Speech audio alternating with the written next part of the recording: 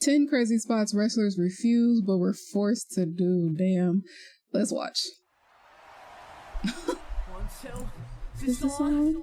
The predetermined nature of wrestling means that talent only have so much control in what happens. Wrestlers will often have to do angles, storylines, matches, or spots they don't want to. This promo also had a line regarding my actual friend who's going through actual leukemia that Vince wanted me to say. That he tried to talk me into saying. This is where I absolutely drew the line. Like, I was like, absolutely not. Today, we're covering those moments where performers either went through with the act anyway or outright refused. I don't care who you are, what you do. You'll never get me to do that. I can honestly say he never got me to do a take-a-Rooney. You didn't want to do the Stardust thing, so what happened? You ran away. As we list 10 things wrestlers didn't want to do. When it comes to a move wrestlers didn't want to be on the receiving end of, the stink face is right at the top of the list. Who had the So you were forced, somebody was forced to do this? I think it was a lot of the guys, man. But they knew, like, if Vince McMahon was going to take it. When the likes of The Rock, Stephanie, and even Vince McMahon Wait a minute. So basically, I'm pretty sure this is in Vince's words. If I can do it, if I did it, you can do it too. Or you're fire. Okay, that made my throat hurt. But you know what I'm saying? Like, I can just imagine him saying that. That's fucked up. Yeah, and there's not much anyone could say.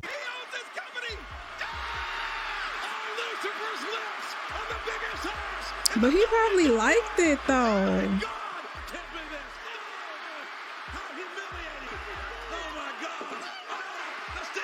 Seeing my favorite wrestler get stink face just makes No me... one took more stink faces than Kurt Angle.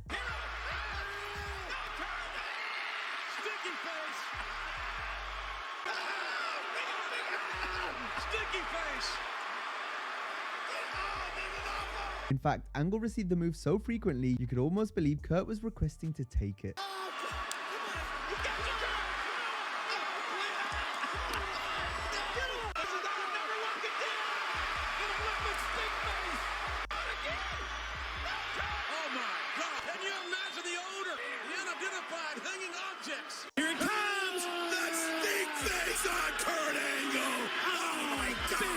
In reality, Angle was a team player, willing to do whatever it took to be entertaining. Something Rikishi may have taken advantage of when he played a cruel rib on the Olympic gold medalist in 2000. Beforehand, he had to go to the bathroom and relieve himself. It was number 2. And he decided not to wipe himself. He got me in the stink face and spread his cheeks and rubbed his butt in my face, and it stunk so bad. Another poo-related rib that featured an unwilling participant occurred after Vince McMahon sharted his pants when trying to fart in Gerald Briscoe's face backstage. It was an attempt to make Briscoe puke, since Gerald was known to have a weak stomach. Vince ended up going out for his promo with sharted pants. Then when McMahon returned backstage, he's said to have changed clothes before grabbing the soiled briefs and chasing Briscoe with them in hand. Triple H got hold of Briscoe, but Gerald escaped the game's grasp with an amateur wrestling hold. Going back to the stink face and how Rikishi was known for having a dirty thong he never washed. You got different thongs, man. When I don't like a person, I take the thong that I never take out the bag. But my ass is always clean. It was used only when necessary, and one such example may have been when Lita was forced to take the stink face. Wait a minute. Don't tell me. Can we move on? This was a legit punishment issue by Vince because Lita refused to kiss boyfriend Matt Hardy on SmackDown in 2001. Lay it on him. Give it up. What? Good grief. This wasn't the only time Lita was against taking part in an angle, as at the end of 2001, both she and Jeff Hardy refused to kiss. During a storyline where Matt and Jeff were feuding with Lita, caught in the middle of it. You're not listening. Your head up. Look, Jeff, you see what you did? You're leading all this to The higher-ups tried to convince Jeff, but he, Matt, and Lita were all completely against the kiss happening. The segment instead featured a hug. The feud came to an end after a subpar pay-per-view match. Following this, the Hardys and Lita were taken off TV, before returning as a trio a short time later. Lita was put in an even worse position 5 years later, when she and Edge were made to do a live sex celebration on Raw. Oh, Lord. Oh, my gosh. Remind you, ladies and gentlemen, this is live. Anything can happen. This was after Edge won the WWE Championship at New Year's Revolution. Neither Edge or Lita wanted to celebrate the title win in such a way, but the higher-ups felt getting it on in the ring fit perfectly with the couple's characters at the time. That was brought to me. I was like, really don't want to do that, but Here we are. The segment drew a massive 5.2 quarter rating, but it's hard to look back at it in the same way when you consider that Lita was told she would be fired if she didn't go through with it. See, She was I backed told up you. by Edge and John Cena. However, Vince wasn't going to budge despite Lita's discomfort. How about I'm not actually making it? Nope, it's not gonna work unless you're completely I mean, we naked should in all there. know That's this. the only way it's gonna work. Look who we The done with. angle was a catalyst for Lita leaving the company later in the year, where she was brutally embarrassed on the way out. Aww. Oh my God! I don't know if that's the first time that Lita's been hit in the face with sausage. No, please, please! It's moving. No! It's How did you find that? How did you find that? Instead of quitting because of the storyline, our next example saw a wrestler fired for not wanting to take part in an angle. WCW Senior Vice President Eric Bischoff fired Disco Inferno after Disco refused to work and ultimately lose a match with Jacqueline. Every single person I talked to, Paige, Terry Taylor, everybody said, don't do it. And I said, so I went to Eric one day and I said, hey, can't do it. And he goes, okay, you're fired. And to have a good, solid mid-roster talent say no, I won't do that. That didn't work for me, brother. Disco was not hired back unless he agreed to put Jackie over. Upon resigning Disco, Booker Terry Taylor made sure to put the TV title on him, thinking there was no way Disco would have to do the job to Jacqueline now he was a champion. However, Eric was adamant on Disco losing. I couldn't understand why a comedic character couldn't see the fun to be had by going out there and having a match with Jacqueline. The match took place at Halloween Havoc 1997 and featured a lot of stalling before Jacqueline proceeded to have her way with Disco in a squash that went longer than it needed to. Stone Cold Steve Austin was another wrestler whose refusal to wrestle a match led to his departure. After the Rattlesnake took his ball and went home after learning the plan was to have him lose to Brock Lesnar in an unadvertised match on television. Vince would like to see Brock Lesnar go over on me in a King of the Ring qualifier match. You're not going to do a 1 or 2 or 3 week build for this match and get a number out of it? I told Jim, I said, well, if that's going to be creative, I said, I won't be at Monday Night Raw. That is crazy, though. This wasn't the only though. time Stone Cold turned down bad creative, as Austin was set to compete at Taboo Tuesday 2005 against Jonathan Coachman of all people. This after Steve had stunned the entire McMahon family. That right. Which led to the McMahons firing Austin's good friend Jim Ross. You're fired, JR! You heard it! You're fired! You're fired! The coach ended up taking Jim's place as both he and Vince continuously mocked JR and the Rattlesnake. Wow. The bottom line, because Stone Cold Coachman said so. If Steve defeated Coachman at the pay-per-view, then JR would get his job back. However, once Stone Cold learned that Coach would be going over, Austin backed out of the show, saying that he hurt his back moving furniture as an excuse not to attend. Coachman would later say that the Rattlesnake no-showed because Austin believed he was above wrestling a match versus an announcer. Austin was involved in some sort of accident over this past weekend. Austin will certainly not be at Taboo Tuesday. And it's safe to say Steve was right. Batista was drafted in as a replacement, while the JR getting his job back stipulation was dropped. JR was no stranger to being pitched in crappy angles. Unfortunately, he wasn't in a position like Steve where he could turn stuff down. Austin said This he know meant with the that Jim goofy was shit. routinely featured in matches and segments he didn't want to be in. I was involved in a lot of matches, but none that I wanted to be in. But the minute by minutes ratings kill me. It's like watching NASCAR. They're watching for a train wreck. As Vince McMahon seemed to get a kick out of embarrassing and making fun of Ross. To ingratiate themselves with the chairman, they kept coming up with ideas to embarrass and humiliate the TV persona of Jim Ross. The WWE took advantage of how over JR was by constantly getting heat on him, especially whenever television took place in Jim's hometown of Oklahoma. Austin, stop! He's in! Austin is crazed, Taz! It kisses in! Oh no. You're not a Hall of Famer. You're a joke. You're an embarrassment.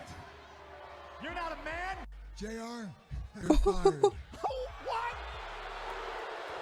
I think we should play the trumpets. Woo! One that He seemed like he's just not the only one on this joke. John Laurinaitis comes out and relieves me of my duties. You had no.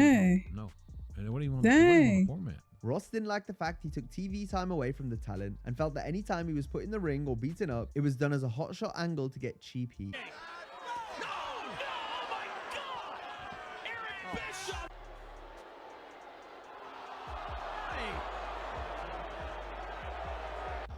Great. You know as well as I do, as well as everybody here in Madison Square Garden, that Jim Ross, I want you to kiss my feet. This shit do look awkward as hell.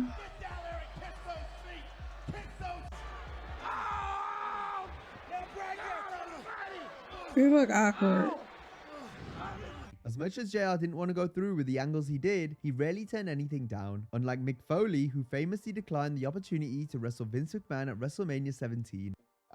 I could have easily come back, and it would have been a big match, and it would have been a good money match. The build began in December 2000, and prior to Mick being fired by Vince on the Christmas edition of Raw, a video was recorded with Foley signing a stack of contracts with Linda McMahon. Life as you know it is about to change.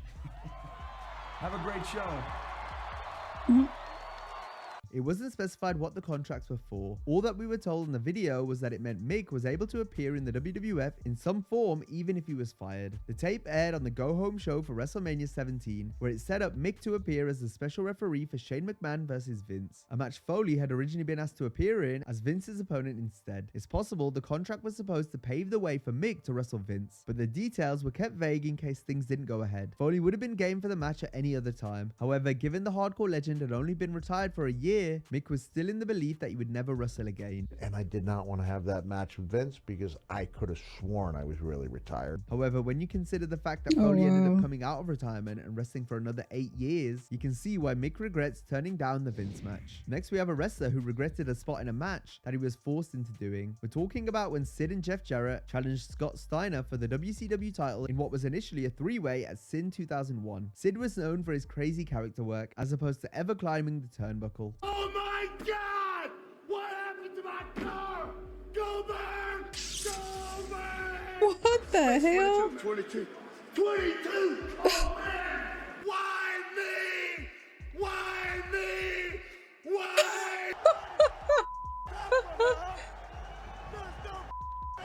So it surprised fans when Sid leaped from the second rope at the end of his match at Sin. Sid, who had recently returned from a shoulder injury, was totally against performing the spot, but WCW officials insisted he go through with it. But it was something I didn't want to do, something I wasn't comfortable doing.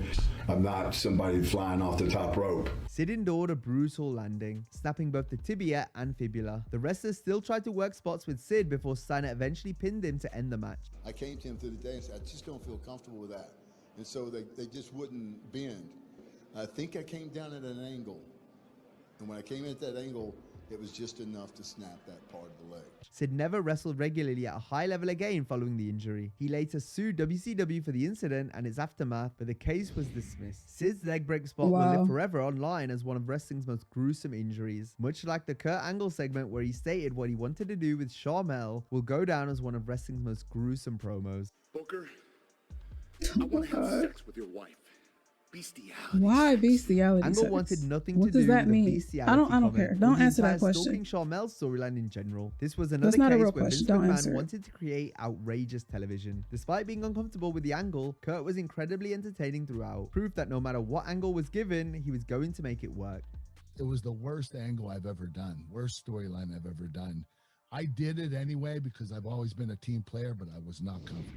Kurt was on form even during a storyline he didn't want to do. So imagine how great the Olympic gold medalist was when he became the wrestling machine after jumping to SmackDown in early 2006, where he won the world title off the bat. This was Kurt at his most intense and fierce. Gone was the comedy. Angle was now more predatorial in the ring as the unleashed straight shooting ass kicker. It was one of the best runs of his entire career, and it all came about due to Shawn Michaels turning down the chance to move to SmackDown. The Blue Brand needed a new top star after Batista had to relinquish the world championship due to injury. You know, having to walk away and surrender the title, it was heartbreaking. Michaels, much like Triple H in 2004, had no intention of working Tuesdays. The only reason you were WWE champion for a year is because Triple H didn't want to work Tuesday. In Shawn's case, he couldn't attend SmackDown tapings on Tuesday since it would interfere with Bible study time with his wife. Now, if you enjoyed this video, be sure to check out a similar video on 10 dark moments that WWE want you to forget. Have a great day, and I'll see you next time. I mean, look, if you had to do a spot with the stink face, right? You get the stink face from Rikishi. Would you do it, or would you just pack up your locker and get fired? Would you take the stink face, or would you walk away? I'm gonna take the walk away for 200, Alex. I'm not doing that. I'm sorry. I can't. I don't know. That's just me. I wouldn't be able to do it. Let me know in the comments. What decision would you make? And yeah, I will see y'all later. Toodles.